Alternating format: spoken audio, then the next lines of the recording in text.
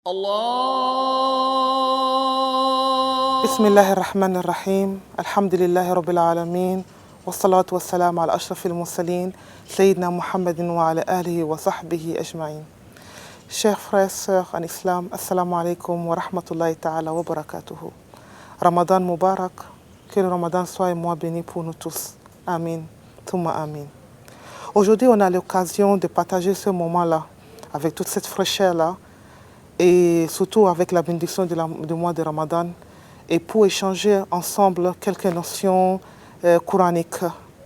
Voilà, je voulais bien partager avec vous le rôle de la femme et la femme musulmane et son foyer pendant le mois de Ramadan. Quand on parle des femmes musulmanes, c'est cette femme exemplaire, cette femme qui a accompli ses devoirs vis-à-vis d'Allah subhanahu wa ta'ala, cette femme qu'elle a pris la conscience de son rôle et son travail sur terre, cette femme qui a accepté d'être soumise à toutes les recommandations d'Allah et du prophète Mohammed sallallahu alayhi wa sallam. Cette femme qui n'a pas de couleur, cette femme qui n'a pas de nationalité, c'est une femme musulmane tout court, tout simplement. Qu'elle soit africaine, ou européenne, ou asiatique, ou américaine, c'est une femme musulmane. Qu'on la connaisse avec les normes, qu'on la connaisse à la manière dont elle s'habille, qu'on la connaisse avec sa manière de réfléchir et de penser. C'est cette femme sereine, cette femme qu'elle a, elle a décidé de faire sa commerce ou de faire l'affaire avec Allah subhanahu wa ta'ala. C'est de cette femme dont on parle, la femme musulmane. Ensuite, je pense que quand on parle de foyer, je pense que quand on parle d'une femme, sûrement on doit parler aussi de foyer. Vous voyez, le foyer de la femme musulmane ou le foyer de la femme, c'est un endroit sacré, c'est un endroit béni aussi. C'est un endroit où on voit la manifestation de la rahma. C'est un endroit que tout le monde souhaite d'être et de partager et de vivre dedans. Cet endroit qui représente le vivre ensemble en paix, parce qu'on ne peut pas avoir un foyer s'il y a la guerre, s'il y a le problème au sein de ce foyer. Le foyer de la femme musulmane, c'est un endroit donc les enfants grandissent, c'est l'endroit donc le mari est respecté, c'est l'endroit que la femme aussi est respectée. Le foyer de la femme musulmane, c'est un endroit que on partage beaucoup de valeurs, on partage l'amour, on passe nos moments, c'est l'endroit de la baraka. Et c'est l'endroit de la manifestation de la baraka. Le foyer de la femme musulmane pendant le mois de Ramadan, oui.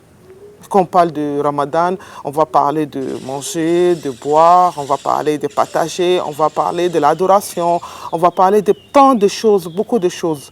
Et vous voyez, le Ramadan, si on partage l'année en 12, ça fait parmi 2 mois. Mais vous savez que la femme, elle travaille, la femme, elle a ses affaires, la femme, elle a ses responsabilités, la femme, elle a ses devoirs vis-à-vis d'elle-même, vis-à-vis de son entourage. Là, quand on parle de foyer pendant le mois de Ramadan, ça veut dire que c'est que la femme elle a l'habitude de faire durant les 11 mois, plus ce qui s'ajoute pendant le mois de Ramadan. Là, le foyer de la femme musulmane pendant le mois de Ramadan nécessite plusieurs points. Premier point, comment bien organiser son temps, comment la femme musulmane doit organiser bien son temps. Numéro 2, les habitudes, toutes les choses qu'on a l'habitude de faire pendant le mois de Ramadan. Et troisième point, les efforts multipliés. C'est-à-dire que, bon, les efforts multipliés, tout ce qu'elle a l'habitude de faire, qu'est-ce qu'elle va faire? Elle doit faire encore plus pendant le mois de Ramadan. Quatrième point, c'est ce travail de Siba, de la terre. Comment distinguer entre la relation entre elle et son Seigneur et la relation entre elle et son entourage. Voilà les 3 points. Mais ce qui est vraiment intéressant, que quand on parle de barakat al-amal, le travail béni ou bien l'acte béni, c'est pas simplement l'adoration. L'acte béni, c'est toute autre chose qu'on peut faire. Partager dans son temps, faire de bien, aider quelqu'un, accomplir son travail, assumer ses responsabilités. Tout cela peut être des actes bénis. Et c'est pour cela, des fois, on s'interroge, même dans le Coran, dans les messages coraniques, qu'il y a des gens, le jour du jugement, ou bien on va dire, ah, mais pourquoi il n'est pas au paradis? On s'étonne. Parce que le travail réel ou le travail donc Allah accepte, c'est un travail qui est accompagné par la niya, l'intention, la bonne intention et un bel agi. Et le bel agi, c'est général, c'est universel. Voilà, c'est tout le monde qu'on demande de bel agi. Et à côté de ça, maintenant, il y a l'adoration, prier, jeûner, etc., etc. Et c'est pour cela qu'il y a d'autres personnes qui jeûnent, qui prient, et ils font des efforts, mais ils n'ont aucune bénédiction. Voilà, maintenant, quand on parle de foyer, c'est-à-dire qu'on veut mettre l'accent sur le travail de la femme dans la maison, pas le travail de la femme en dehors de la maison. Moi, je suis enseignante, je suis promotrice d'un établissement privé, j'ai une ONG, voilà, ça c'est en dehors. Mais on veut bien parler de mon travail, moi en tant que Widat, Naïbi, mon travail en tant que femme musulmane au sein de mon foyer au moment de Ramadan. Et c'est sur ça que je veux encore plus développer.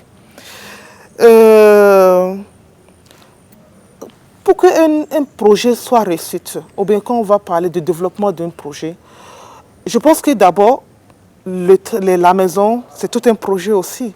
On veut que ça se prospère, ça avance, on veut que ça soit toujours bien. Voilà mon foyer, voilà mon projet. Premier projet de la femme musulmane, c'est son foyer. Voilà. Là, je veux que ça prospère, ça réussite. Et comment faire? Je pense qu'il faut aussi que la femme musulmane soit consciente que le travail qu'elle fait au sein de son foyer, c'est un travail noble. C'est un travail honorable. Et c'est très important parce que la manière dont on voit la chose, la manière dont on considère la chose, ça aussi, ça détermine la manière dont on agit et la manière dont on fait avec.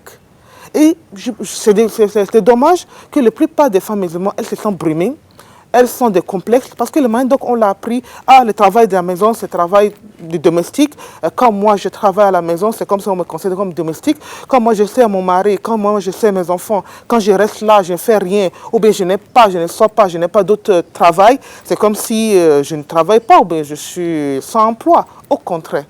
Les pays les plus développés, ce sont les pays que la femme a vraiment compris son rôle et elle s'est occupée vraiment de son foyer. Et le jour que le Bénin va se développer, c'est le jour que la femme musulmane, ou bien toutes les femmes en général, que ce soit musulmane ou pas, elle va vraiment être consciente de son rôle primordial et son premier rôle.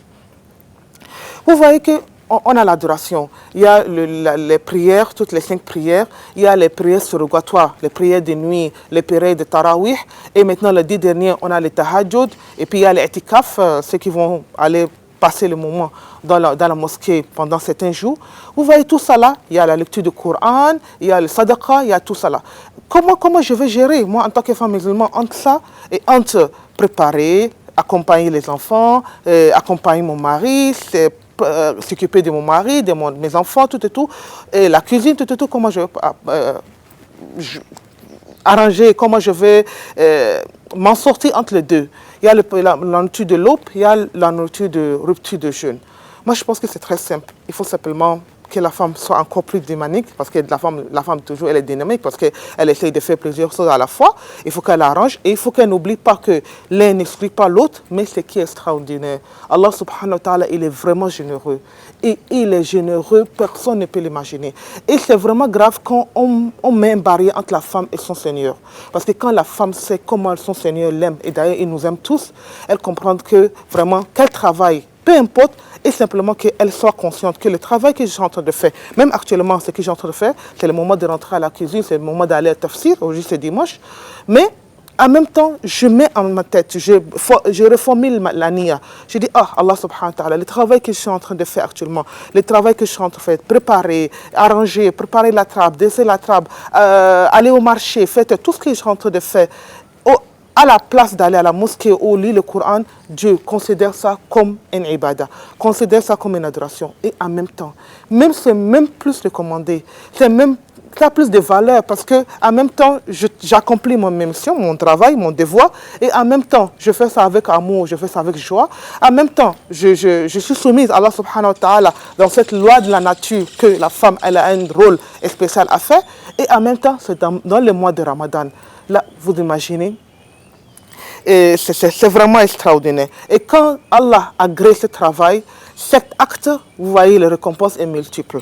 Et on ne peut pas aussi sous-estimer comment Dieu peut récompenser une femme. Le Coran a parlé, le prophète sallallahu alayhi wa sallam a expliqué. Et maintenant, c'est à la femme d'être intelligente, de montrer vraiment cette évolution, cette altitude dans la compréhension et d'être sage et de comprendre comment elle peut bien arranger entre ces temps. De ne pas gaspiller, parce que les femmes dans le foyer, c'est le moment de vraiment appliquer cette économie, parce que l'islam n'aime pas le gaspillage. D'être généreux, c'est-à-dire que même à travers ce que je prépare, je peux prendre une petite portion, envoyer à la mosquée au moment de rupture, envoyer ça aux voisins. Il y a des gens qui vraiment, ils rompent le jeûne avec le peu. Alors que moi, je peux aussi ajouter. Et vous savez, dans d'autres pays, il y a des belles choses qui se font et c'est le moment de parler de ça et aussi de partager cette expérience. Dans les pays arabes, qu'est-ce qu'ils font? Par exemple, moi, je fais à Kourous aujourd'hui, la voisine, elle fait le bouilli rouge, l'autre, elle fait peut-être 1000, etc. Là, elle envoie une petite portion, une petite bol. Et ce qui fait qu'à la fin, dans ma table, j'ai plusieurs choses. J'ai des choses vraiment différentes. Et c'est vraiment extraordinaire. C'est le partage et c'est la manifestation de la rahma et aussi c'est la mise en application de vivre ensemble en paix. Partager. Des fois même l'autre n'a pas. Je ne peux pas savoir. L'autre, il est peut-être digne, il ne veut pas s'humilier pour demander. On n'a pas besoin que les gens nous demandent avant de le faire. Il faut le faire et ça va arriver à celui qui a besoin. Surtout, de mettre en conscience, toujours en évidence que le travail que je fais au moment du Ramadan, tout ce que je fais, et je n'arrive pas à lire le Coran, tout, je le fais dans le niya, et Allah subhanahu wa ta'ala, mujzi al-muhsinin. Et aussi, de ne pas dire, parce que je suis à la cuisine, c'est fini, je ne vais pas faire. À la cuisine, au moment que je prépare, je peux faire mes zikrs, subhanallah, alhamdulillah, wa la ilaha illallah, wa la akbar, wa la hawla, wa la quwwata illa billah. Au moment que je marche, je fais, je peux partager le temps là. Au moment que je fais deux choses, je peux faire deux choses à la fois, trois choses à la fois, quatre choses à la fois. Parce que, mais sans vous mentir, moi je vois des fois des femmes au foyer pendant le Ramadan, elles sont sur WhatsApp, elles sont sur Facebook. Vraiment, ce n'est pas le moment de perdre le temps dans ça. Même s'il y a des WhatsApp, tout, oui, on prend un peu de temps pour écouter, pour voir les différents prêches, parce que j'ai des chapeaux à tout ce que passent les moments, pendant les moments de communiquer avec les autres à travers les réseaux sociaux, la chapeau, masha'Allah. Mais quand même, il ne faut pas aussi tomber dans les pièges de passer tout le temps dans les réseaux sociaux. Préparer avec amour, partager tout ce que Dieu nous a donné comme don, parce que la femme, elle est douée, et quand elle prépare avec l'amour, la nourriture est vraiment super. Voilà. Vous savez, je ne sais pas combien de temps il me reste, mais quand même, je voulais ajouter ce qu'Ibn Qayyim a dit. Il dit أهل اليقظة عادتهم عبادة وأهل الغفلة عبادتهم عادة. Que les gens de veille en général, toutes les habitudes, c'est adoration. Tout ce qu'ils font comme habitude, c'est une adoration. Et les gens de distraction, les gens qui sont distraits, les gens qui ne sont pas là, on se demande, ils sont venus pour faire quoi dans la vie? Toutes les adorations, c'est une habitude. Là, sans raison. Et c'est pour cela aussi, je dis, je connais des hommes, je connais des pères de famille, je connais des papas. Chaque fois quand les femmes préparent ou elles font ce devoir dans le foyer, toutefois, il prie pour elle et dit que Dieu te bénisse, que Dieu te comble par ses grâces. Et toi spécialement, tes récompenses, au lieu de 10, ça va être multiplié par 20, par 30, par 40, par 100. Et tout ça, là, c'est vraiment formidable. Là, vraiment, c'est l'occasion, le mois de Ramadan, c'est le mois de vivre ensemble en paix. C'est le mois qu'on vraiment on applique toute cette valeur de paix, de bonheur, de toutes les valeurs islamiques, ou bien je dirais les valeurs universelles. Là, merci beaucoup pour l'Union islamique. Aussi, moi, je suis membre du Conseil islamique aussi. Et vraiment, je sais que c'est pas facile de gérer des gens, mais l'Union islamique fait et on prie beaucoup pour que ça progresse.